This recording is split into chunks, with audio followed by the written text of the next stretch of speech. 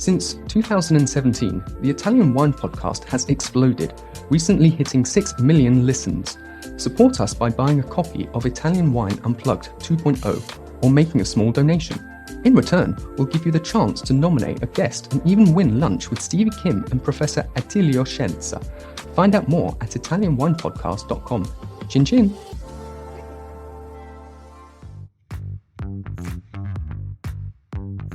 Welcome to this special Italian Wine Podcast broadcast. This episode is a recording off Clubhouse, the popular drop-in audio chat. This Clubhouse session was taken from the Wine Business Club and Italian Wine Club. Listen in as wine lovers and experts alike engage in some great conversation on a range of topics in wine. If you enjoy listening, please consider donating through ItalianWinepodcast.com. Any amount helps cover equipment, production, and publication costs. And remember to subscribe and rate our show wherever you tune in.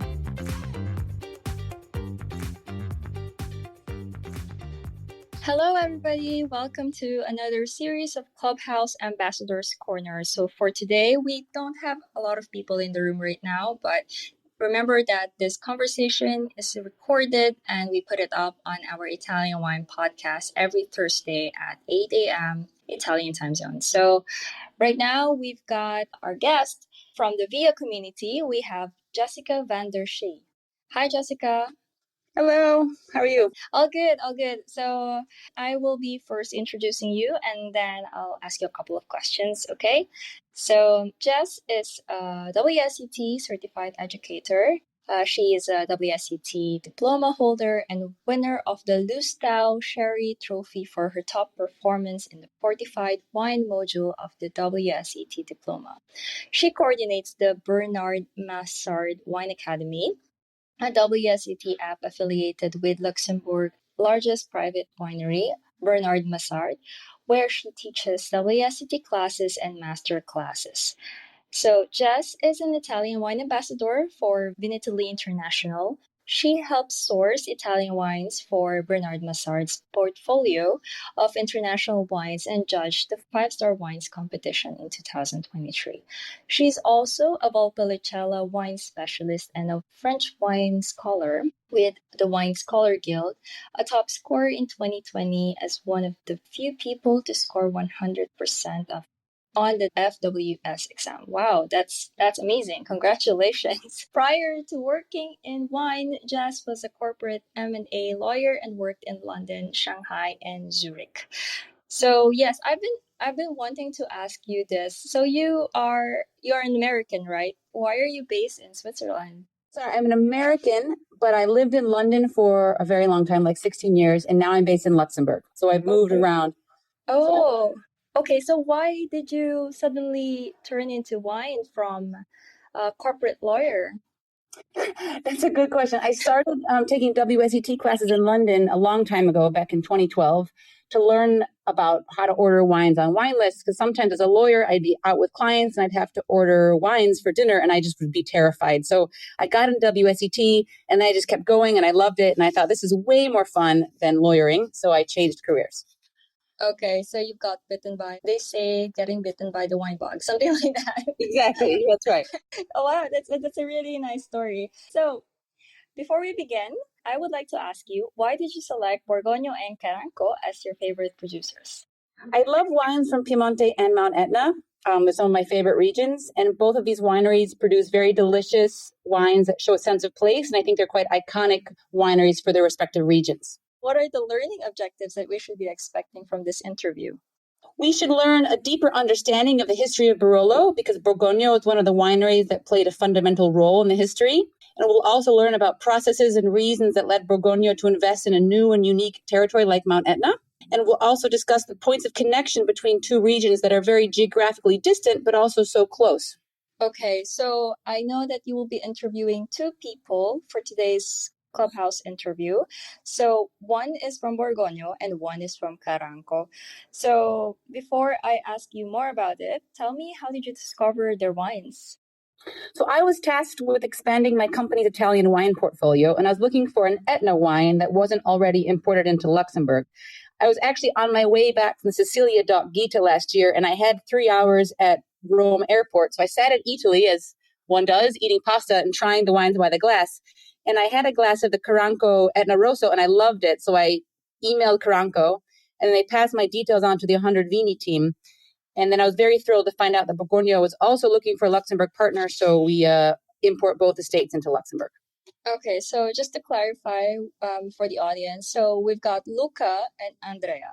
So Luca is for Borgogno, works in Borgogno, and Andrea is Carranco, am I right? They're part of the 100 Vini group, and I think we'll talk about that a bit later, but they both work on the different estates through 100 Vini. Okay, I see. All right, so I'm going to mute myself right now, and I'll give you the floor. Good luck. Thank you. So today we are lucky to have two different speakers, as we mentioned, one from Borgogno and one from Carranco. So first I will introduce Luca Collia. He is 40 years old, born and raised in Calabria in southern Italy, right in front of Sicily. Since he's been 18 years old, he's traveled around the world studying, working, and exploring different cultures. After some experiences abroad in Bulgaria, Estonia, Argentina, and the United States, he came back to Italy, where he located in Piemonte and currently lives there.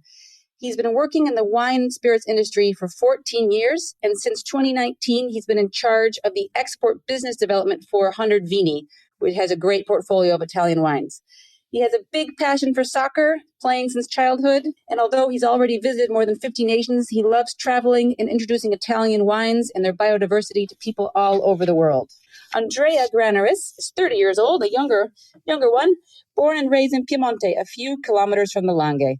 In 2012, he started to work at Italy, which is one of my favorite places, covering different roles for both food and wine aspects of the Italy business. After 2 years at Italy in Italy, he moved to Chicago to take care of the wine business development of the growing number of stores in the USA. At the beginning of 2020, he decided to keep following his big passion for wine, moving to 100 Vini as brand ambassador of Borgogno and as export manager of the group. He recently achieved his WSET Level 3 qualification, and he's also launched a fine and rare wine business called Enohans. His greatest passions are traveling, wine, and dogs. Welcome. So I'm going to ask a few questions to Luca and Andrea. As we are fortunate to have two guests today, can you please provide a short summary of Borgogno and Carranco and explain the relationship between the two wineries? So I guess the first question was about what link Carranco and Borgogno, right? Yes, thank you. So Borgogno, so Carranco was born from the meeting between Borgogno and Tornatore. So in a way, a combination of history and experience. Borgogno, which is the oldest winery in the Barolo municipality, an iconic producer of Langhe and Barolo, while Tornatore, in a way, is originally from Castiglione di Sicilia and is, of course, one of the few remaining native producer from the Etna. In 2018, these two wineries decided to join forces, giving birth to Carranco, which is, in a way, this new project on the Etna slopes. Thank you. That's really interesting. So we'll talk a little bit more about Carranco in a few questions. But first, let's talk about Borgogno. I had the great pleasure of visiting Borgogno last winter, and I had a tour, and your team mentioned that Borgogno is traditional, but with an eye on modern styles, because you want your wines consumed all over the world. Could you please talk about how you do Nebbiolo winemaking in this process? Because as a consumer, I love how the wines are fruity, like there's not too much oxidation and the tannins are relatively fine grained. So it's traditional, but it's also not too, it's not too heavy. The tannins are quite nice. Yeah, so I would say that the change of not only Borgogno has changed quite consistently in the last years. Borgogno has always been a very traditional producer, starting from 1761, and still today we consider ourselves traditional producer because we work with concrete for the fermentation, spontaneous fermentation, we work with medium to long macerations, and we work with big Slavonian oak barrels mainly. But in the last years, especially with the new owners, the Farinetti family, who took care of the winery starting from 2008, we also saw the introduction of a more modern style, which doesn't mean working with barrique or auto macerators, but simply maybe lowering the temperatures of the fermentation, slightly shortening the duration of the maceration, in order to have wines which at the same time could be enjoyable, but at the same time with the capacity, with the potential to age for a very, very long time. This is important because sometimes, especially the Barolo as a wine, is the wine that people consider the wine for special event, for Christmas, for birthday, is the wine with the dust on the bottle. But this is not true anymore. Actually, everything is changing, not just Borgogno, but many producers are trying to produce wines which are more elegant, more fine, more fruit forward, in a way, in a more Burgundy style. And we think that this is the future of this appellation, and we want consumers to drink the Barolo old, but also the current vintage, because we love this wine in all its different phases. Me too. Thank you. That's interesting. One of my favorite grapes is Timorasso, which I love the wines that you make from Timorasso.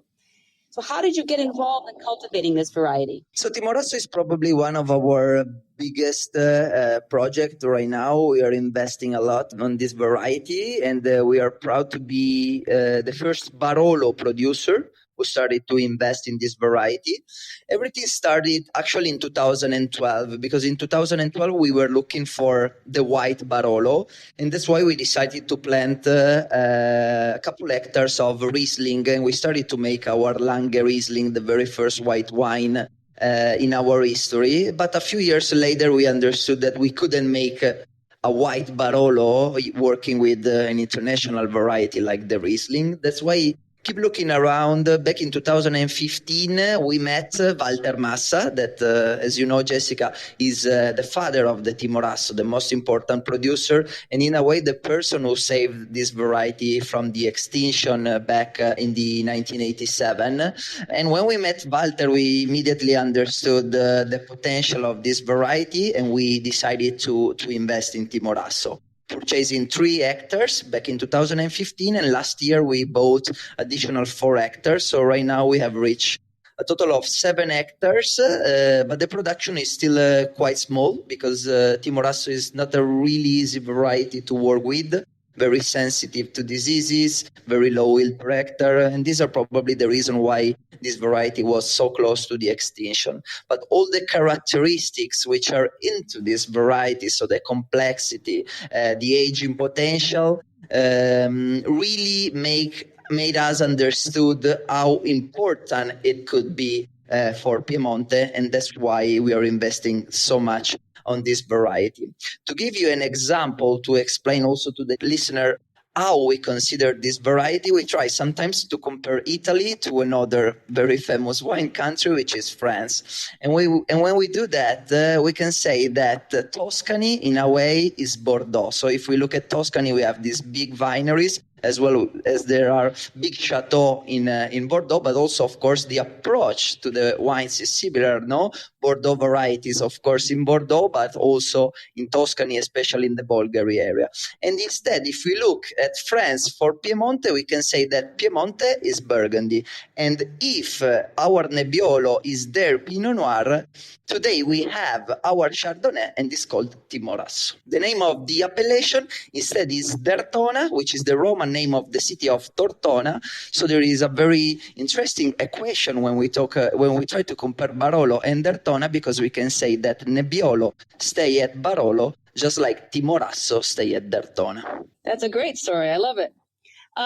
And I think you recently released a single vineyard Timorasso. Is that correct? It's a recent vintage? It is correct. We released for the first time the vintage 2019 of Scaldapulce, because in the Colli Tortonesi, we are in Monleale. We are doing almost the same thing we did more than 50 years ago in this area. So we are now selecting the single vineyards. We have released Scaldapulce, again, vintage 2019, last year. We're going to release a new single vineyard probably next year called Valbona, but the aim today is to release on the market the first Dertona Riserva. The idea in the future is going to be to have, just like we are doing on the Barolo Riserva, also a library collection of back vintages of Dertona Riserva, because again, for us, is our white Barolo. Well, that will be great to do a comparative tasting in a few years of the different vintages. Yeah, absolutely. Absolutely. Wow, delicious wines. Another question. I see that Borgogno has recently started selling wines through Bordeaux's La Place. I was wondering if you could explain what your reasons are for selling through La Place. And how is it going so far? So, yes, a couple of years ago, we were reached by a courtier from Laplace, which was looking for a great producer to introduce to Laplace de Bordeaux. We were not the first one, as you know, but we noticed that the interest from Laplace towards Piemonte is growing, with a few new wineries being introduced in Laplace recently. We thought long about what to do with this request. Of course, we were honored because, Laplace is for sure the temple of fine and rare wine, and we were honored about it. But at the same time, that during the past years, we invested a lot of time and energies to build our relations with our importers all around the world. We started to talk with our importer, and all together we understood that this could have been a very good opportunity for all of us, not just for Borgogno. And so we decided to create 2 new wines to be released on Laplace in very, very limited quantities. So we released 2 different cases of 3 wines made of Barolo Cannubi Riserva and Barolo Liste Riserva. So the first single vineyards Riserva ever released by Borgogno on the market. I would say that so far we are doing pretty well. We are very happy. We receive a lot of compliments from everybody, and we had the opportunity also to reach a few places that maybe were not yet covered by our importers. So altogether, we think that we will keep working with Laplace, and little by little we will give the opportunity to everybody to taste our wines all around the world. So that's fascinating. So Laplace gives you a bigger reach. That's interesting. So what market has it gone into that's new for you? More than new markets, I would say like new accounts, new places, because, at the end, when you work with one importer, this importer has, let's say, 1,000 accounts, and it can grow to 1,200, or it can have less accounts, but at the end, is always reach those certain number of accounts. Having the possibility of working with Laplace give us the opportunities also to reach other accounts, because of course the wines are no more only distributed through our importers, but also through a few other partners. But I want to stress the point that since the release was made on old vintages, the availability is very low. We're talking about 1,000 of bottles released on the market, so very, very little quantities. But again, I get a great opportunity to let everybody taste our wines. Wow, that's very exciting. Thank you. You're very welcome. Okay, to switch over to Carranco for a few questions. Yeah, and give the word to Luca. Hey, Luca. Hey, Jess, how you doing? Good, how are you? Good. It's a fantastic day in the Langhe area. We are here together with Andrea today. Cool. It's very, very rainy in Luxembourg, so hope you're having a nicer day. I bet. So Carranco, so you talked about the collaboration, but what drew you to this particular site on Etna? Borgogno being, like Andrea said, the most ancient winery you have in the Langhe area, is always looking for new opportunities, new areas to grow. And for us, Sicily, Etna especially represents, pass me the word, a new world, a strategic area where a lot of very important wineries from Italy are investing. Just think about Gaia some years ago. And also the Etna wines are among the most important categories of the Italian wine that are growing more than the others. So this is for sure very important and crucial for a winery like Borgogno to be there with a new winery with Carranco in this case. But to be honest, there is also a romantic part, because when we talk about Etna, it's really a magic place. It's a very unique terroir. There is nothing like this in the world, actually. It's a very fertile volcanic soil that allow you to grow very fastly your plants. And also, being on the north part, the most important part, Carranco is able to be on between 500 and 700 meters above the sea level. This is very, very important when you make the Etna Rosso, the Etna Bianco, for example. We are located in Castiglione di Sicilia, and there we have also huge range of temperature during night and day, so the difference is huge between the night and day. And also, you're very close to the Mediterranean Sea, and it's maybe the most fertile place in Europe. For sure, between the most important place in the world for fertility of the plants. So this is really a unique place because you have still the volcano erupting. So all the ash you get from the eruptions grant you continue recycle of new minerals, at least on the surface of the land. So it's really, really a unique place to make wine. And that's why Borgogno wanted to have a space there and to invest there some years ago. It's been already 7 years for us. Let's finish this topic is saying that, it's really a place for beautiful, elegant wines, a prestigious area to be. So for us, it was very, very important to invest on the Etna slopes. Yeah, they are very beautiful, elegant wines. We love them here in Luxembourg too. Question about winemaking. So how is the winemaking different? Let's take the Rosso, like the Nerello Mascalese, different from Nebbiolo. So an Etna versus Piemonte. Have you had any surprises? Have you had to adapt your practices? Oh, for sure. I mean, it's a completely different terroir. For the Etna, we try to use less maceration. So to have, let's say, softer kind of tannins. And the extraction also is in this way more delicate. Instead, when we talk about Borgogno, of course, like also Andrea said before, we have longer maceration. We want to extract more from the Nebbiolo. We consider the Nerello Mascalese a little bit like the Pinot Noir from Italy, let's put it in this way. So a very elegant, thin in a good way wine, which also have beneficial by the altitude, like I told you before. So here we want a little bit more elegance and less maceration. Let's put it in this way. Instead, when we talk about Borgogno, we have a little bit more maceration, a little bit more extraction. The tannins are more important, even because we want a wine to live forever.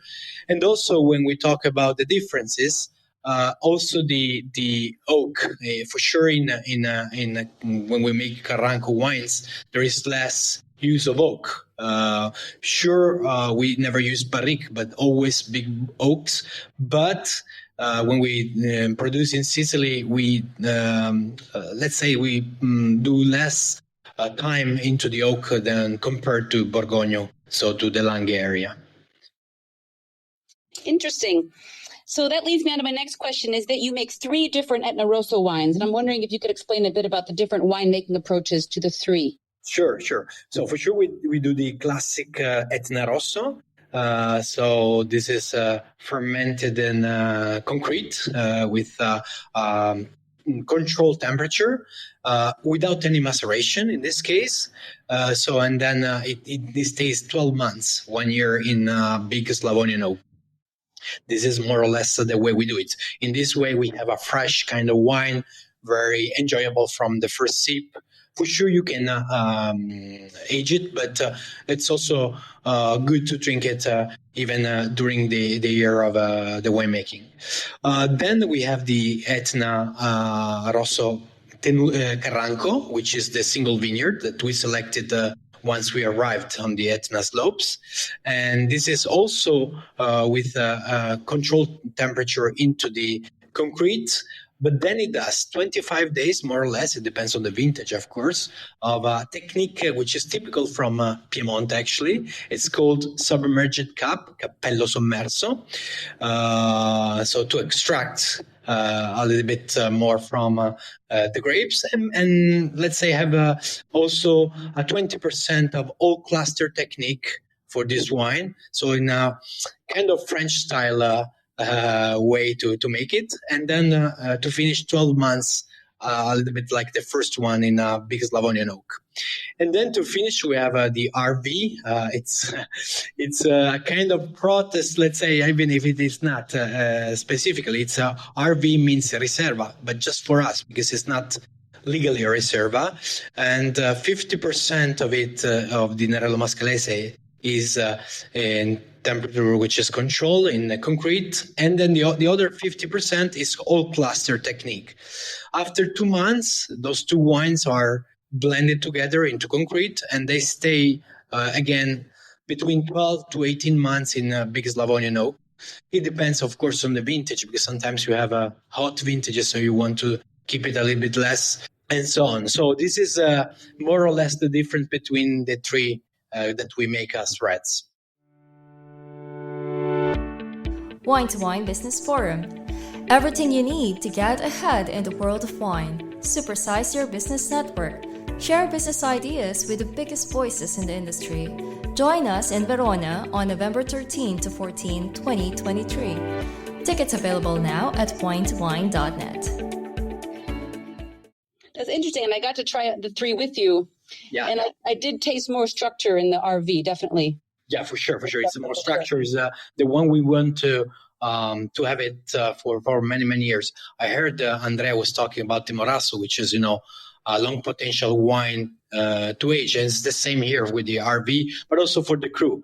We have more maceration focus on the first one. We don't have one, but in general we have a lot of maceration to extract more and to have a long life for these wines.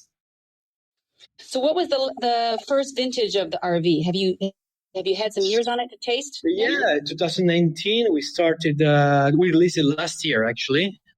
So once we got on the Etna, we started to experiment with everything, with the single vineyards, with the RV. So we started to release some years ago, let's say 6 years ago, the Etna Rosso and the Etna Bianco, and then with the time last year we released for the first time both 2019 the Cru, the Tenuta Carranco, and the RV. Cool. I think I tried the 2019 actually. Yeah, the first one for sure. And it's a very small production. When we talk about these last two wines, the Cru would be 2,000 bottles production, and the RV even less. So it's a really less than an hectare dedicated to these two wines. Wow, less than 1 hectare. Wow. Yeah. Rare. Very rare. That's very cool. So as Borgogno is pretty much 100% certified organic, or almost 100%. Are you going to be looking for organic certification on Carranco as well? You can bet on it, because we already started the process. So we hope to have very soon certified wines. You know that in Italy it takes you 3 years to get a certification. So we started, and we hope from next year to release some vintages which are already organic certified.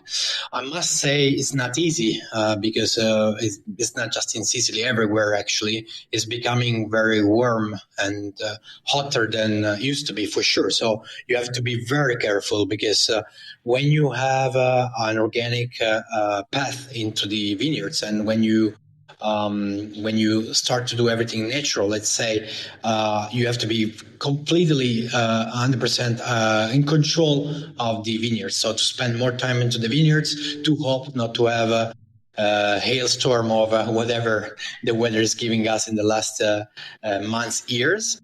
So, but for sure, we are already enjoying this path, and for sure, we're going to have very soon some organic certified wines by Carranco. Very cool. And there was a question about native yeast, because you mentioned that Borgogno ferments on indigenous yeast. Do you do that with Carranco as well, or will you be moving to that? Yeah, we do the same. We select everything by our vineyards, for sure. This is the way Di Farnetti likes to work on the Andrea Farnetti likes to work on his wines, and this is already something we do. And even because in this way and all the natural way you work on the wines, spontaneous fermentation, the maceration we like to do, you enhance that terroir we spoke about before. This is a very unique place. Imagine that when all Europe was completely, more than 100 years ago, completely full of Phylloxera, and all the vineyards were destroyed. On the Etna, we didn't have any Phylloxera because, it was tall and we between 500 and 700 meters, but also because it was an island. So it's really a special place. Became a UNESCO heritage since 2013 for even for the complex connection between the terroir and people that live there. The volcano for them is almost let's say a god. There is a metaphysical relationship between people and the terroir. So in this way, we want to respect 100% terroir, even in the work making style. That's great. I like that philosophy. Another interesting thing I noticed when I did the tour at Borgogno, and also from looking at Carranco's Instagram and web page, is that you both have hotels at the properties. So how important is that tourism angle? I know you have this beautiful townhouse next to Borgogno with an amazing library collection. It's one of the coolest places I've ever been. And I'm wondering, how does that, how important is that in your business?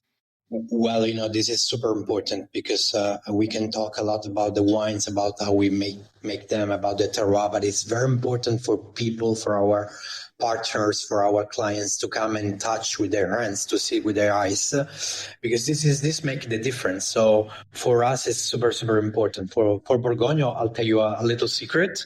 We are building, let's say, a boutique hotel that still into the process, but it will be in for the next year. So we are very excited about that. It will be very small and for members.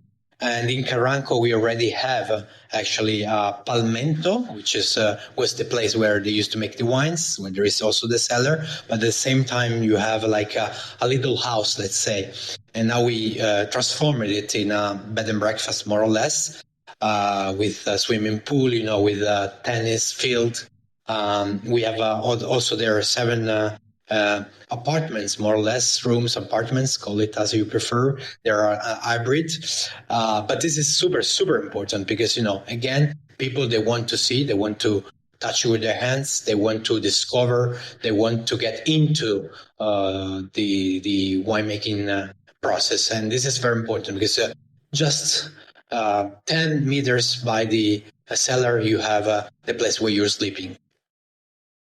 So how does one become a member of the Borgogno Boutique Hotel? I cannot tell you this right now because it's a secret. I hope that Andrea Farnetti doesn't listen to this, but because it's really something that we're going to exploit in the next months or years. But we will let you know for sure, Jess. We did a tasting, I think, in that room, and it was honestly super cool. That's Casa Borgogno. Yeah, it's let's say the shareable place where you can go to drink even older vintages. There we have even something that we are not able to sell because we don't have enough wine. I'm thinking about 1937, 1947, and so on, vintages of Barolo Riserva, because we sell from 1961 to 2016 that just released. But to have even older vintages is kind of difficult. So just for the members, it will be possible to drink those wines there. Wow. Have you tried any vintages that old? Have you been able to taste those? Andrea and I, we are very lucky people, I guess, persons, because just today we tasted, for example, 1982 with some with our partner from Germany. But in general, yes, we are able even to drink 61, 37, 47. So we are very lucky people again. How do they taste? Like, how does the 37? Was there still some freshness in it? What was your... They're very impressive, actually. They're surprising because you would imagine something very mature. Actually, the color, for sure, is changed completely, as well as the nose. But once you put the wine into your mouth, it's still fresh, it's still alive, it's still giving you a huge expression of our terroir, this personality, with this integrated tannins. Of course, they're not tannins like for the 2016 Reserva, but still you have beautiful integrated tannins and also good acidity, actually.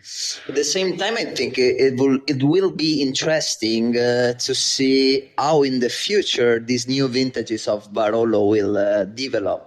Because, the temperatures, as everybody knows, are changing, and this is quite clear when we look at the wines. For example, if we look at the past, like in the 90s, more or less we had 3 great vintages, now 61, 64, 67. If we look at the 70s, again, 3 great vintages, 71, 74, 78. And little by little, going closer to our days, like in the 80s, 82, 85, 88, 89. In the 90s, even more great vintages, 90, then 95, 96, and so on. From 2000 on, almost all vintages are good enough to make a great Riserva. And this is only thanks to the global warming. So right now we can say that from a certain point of view we are lucky because it's easier than in the past because we always reach the ripeness, but the future is quite uncertain, no? Because when you reach the peak, when you reach the maximum, the risk is that the temperatures will be too hot and we won't be able anymore to handle the acidities. So quite challenging future in front of us. That's very interesting. So we'll have to wait and see, I suppose. Yeah, there's not much we can do, but this is the magic of wine, no? You have to wait. There's no other option, even if you pay. If you don't wait, you cannot get your answer. So Andrea and Luca, if you had to pick one wine from each of Borgogno and Carranco, which is your favorite and why? So very, very tough, to be honest. I start with Carranco, and when we talk about Carranco, to me, my favorite wine is the regular Etna Rosso, because I think that at the end, even if probably from an overall quality point of view, the Contrada Carranco or the Arvoux could be better, let's say, but I guess that it's quite difficult to find that quality, like on the regular Etna Rosso, at that price point. So in terms of quality and pricing, I think it's a really, really great wine. When we talk about Borgogno, instead, excluding the Dertona, which we spoke about a lot, I would say that my favorite wine is our single vineyard list, because Jess, you know that we own today 6 different single vineyards. We have Canubi San Lorenzo, Fossati Liste, San Pietro delle Viole, and recently, this is something that most of people don't know yet, we also purchased less than an hectare of Annunziata. And of course, Canubi in a way is the dream, no? Everybody knows this single vineyard, crazy expensive and so on. But the most unique and the most historical for Borgogno is Liste. Liste is also a duopole because it's only owned by us and another producer.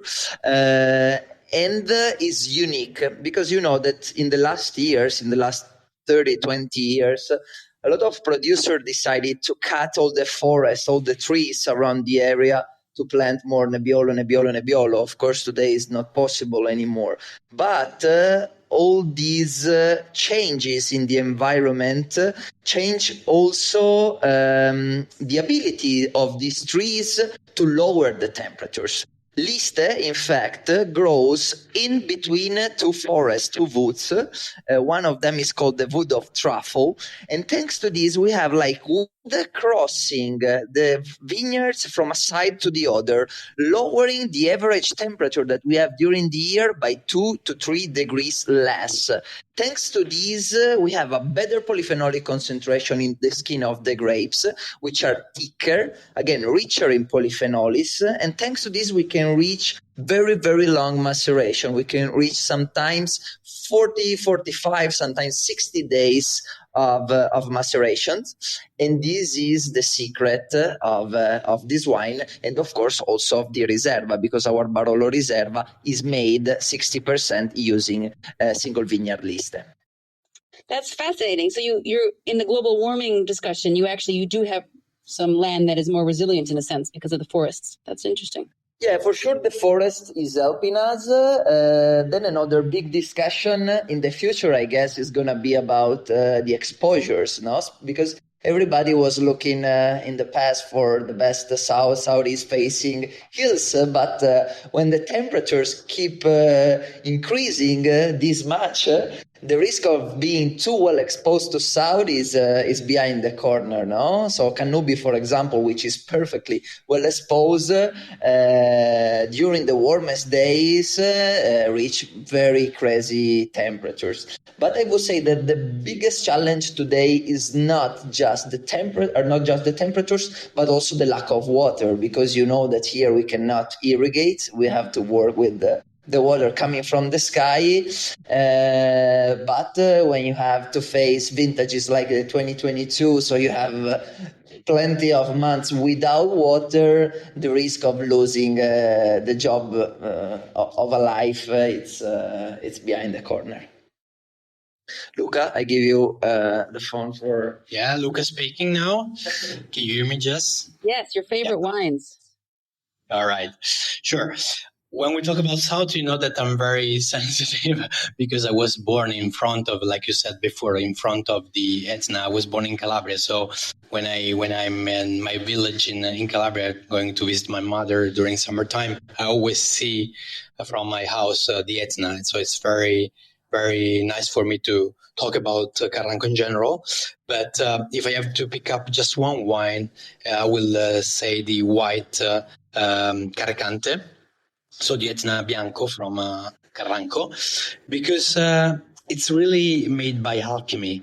Imagine that you are in southern Italy, and if you taste it blind tasting, you would think about north of Italy. Or maybe if you think about south, you can think about Irpinia in Campania, no?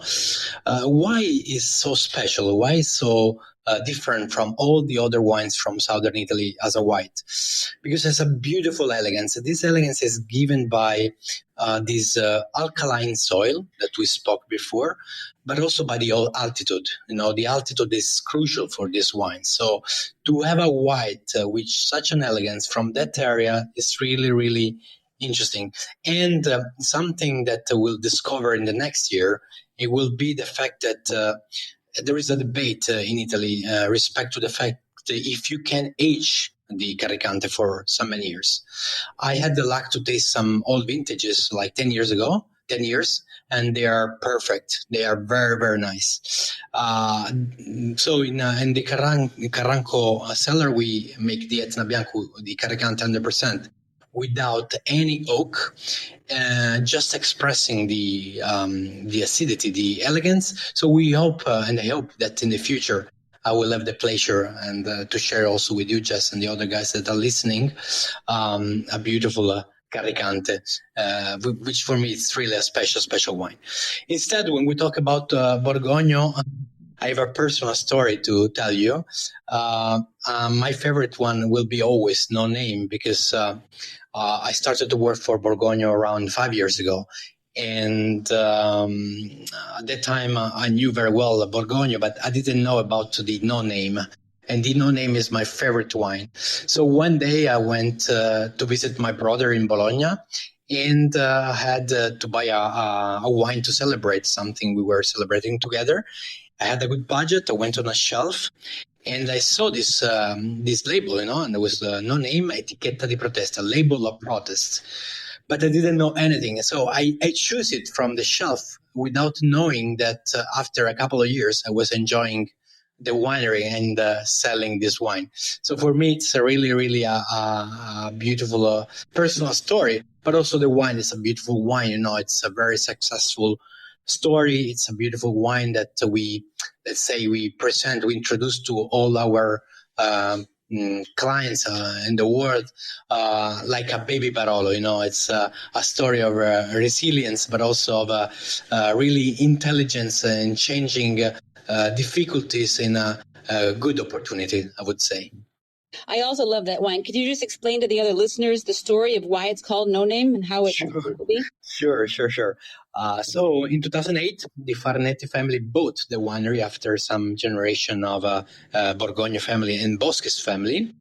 And when they bought the winery, Andrea Farnetti was 20 years old. He was studying at the Enological School in Alba. And of course, the most important thing in his life at that time, it was to release his first Barolo. And it was a 2005 vintage, of course, to be released after 3 years.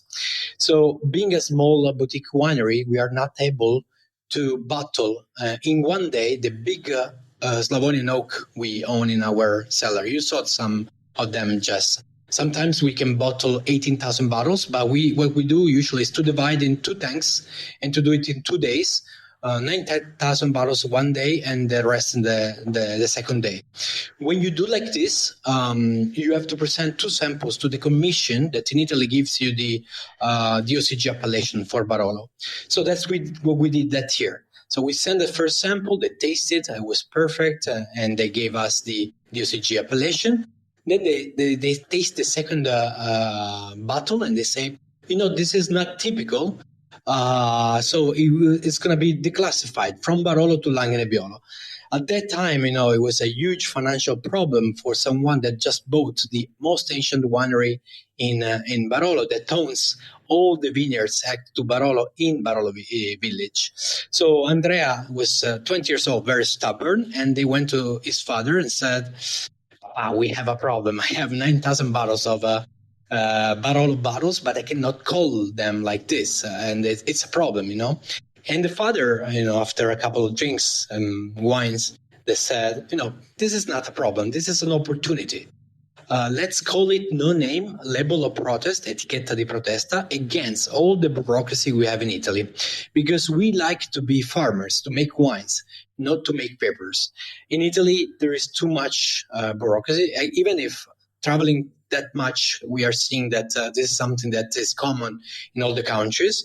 But for somebody that wants to make high quality wines, it's really a nightmare sometimes. In that case, it was a human mistake. But actually it was a huge success for us because from that year, every year now we declassify on purpose a part of our production of Barolo to Langhe Nebbiolo to call it no name. And I must say it's becoming a brand into the brand, the no name. Yeah, it's a wonderful story, and it's and I love how you turned it around. And it's also a delicious wine. It's one of my favorites, and it's a good. The price is good, for the... Yes, also the price. You're buying a Barolo, but for a good price, let's say. Yes, indeed. So I think there might be some extra questions here. Should I hand back to the podcast team? Laika, do you want to open the floor? Hello. So, hi guys. So I just have to say that we've got a comment from Pablo. Before he left, he said it was a great chat and congrats everyone in Jess. And he has to go. So, so for those who are listening in, if you have any questions, you can raise your hand and I will put you up on stage.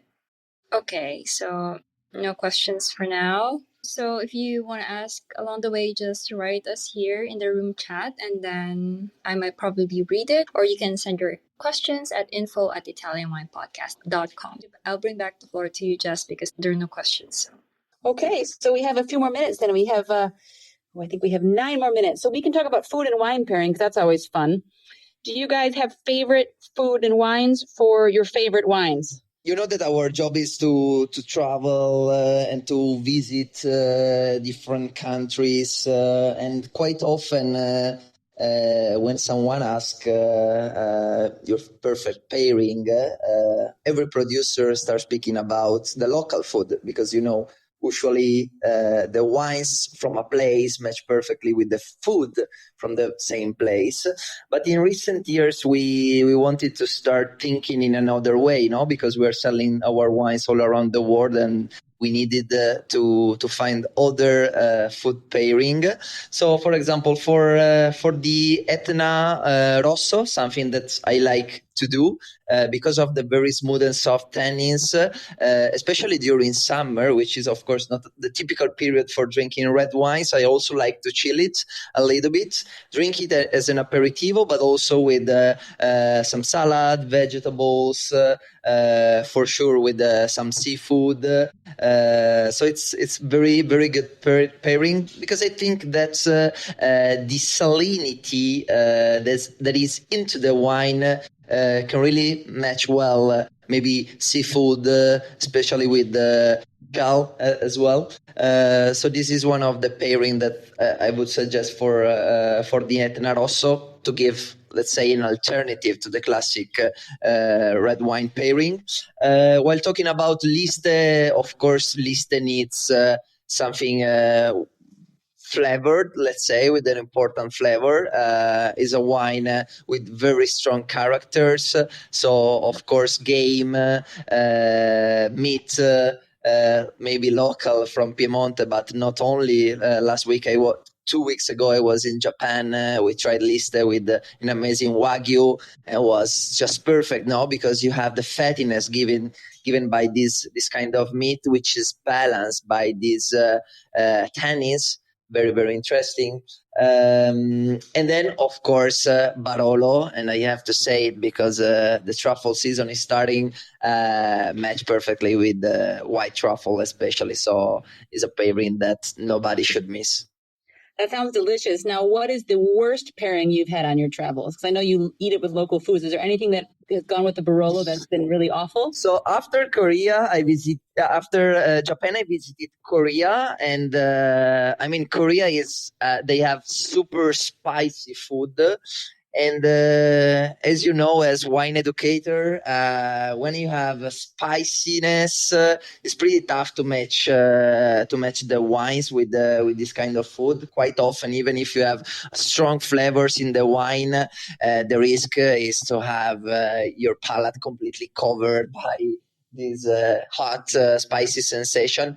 So I would say that I don't have a specific pairing that I really hate, but something that is quite challenging when I find it is to match any kind of wine with spicy food. For me too, the tannins become more pronounced with spicy food, so that's why it's a challenge. Interesting. Luca speaking. So for the white, for the Caricante from Carranco, for sure I'm a big fan of pasta with vongole, clams. Especially when they're coming from the Mediterranean Sea, because they're very salty, so they match very well with the sourness of the elegance of the Caricante. But since we were speaking about spicy food, I think this is a great wine to pair with spicy food because it's refreshing in your mouth. So after having this spicy taste in your palate, to have a little bit of this refreshing, good acidity wine, it's a perfect pair. So Thai food would be a great match in my point of view. Speaking about the no-name, so about Piemonte, I'm very classic on this, and I like a lot the agnolotti del Plin, which is a typical dish from this area, especially like Andrea said, if you have the white truffle on, and this is the season starting now, so we are willing to eat a little bit of those very soon.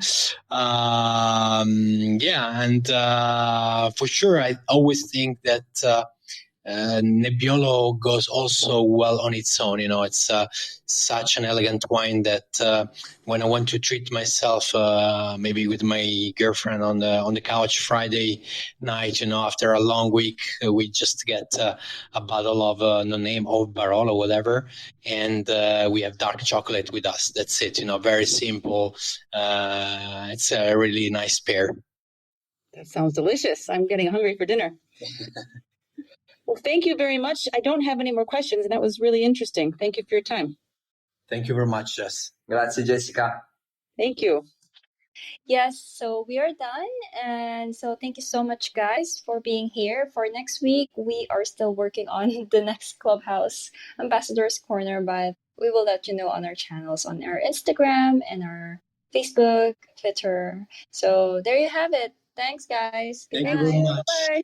Thank you. Bye-bye. Bye-bye. Listen to the Italian Wine Podcast wherever you get your podcasts. We're on SoundCloud, Apple Podcasts, Spotify, Himalaya FM, and more. Don't forget to subscribe and rate the show. If you enjoy listening, please consider donating through ItalianWinePodcast.com. Any amount helps cover equipment, production, and publication costs. Until next time, Chin Chin.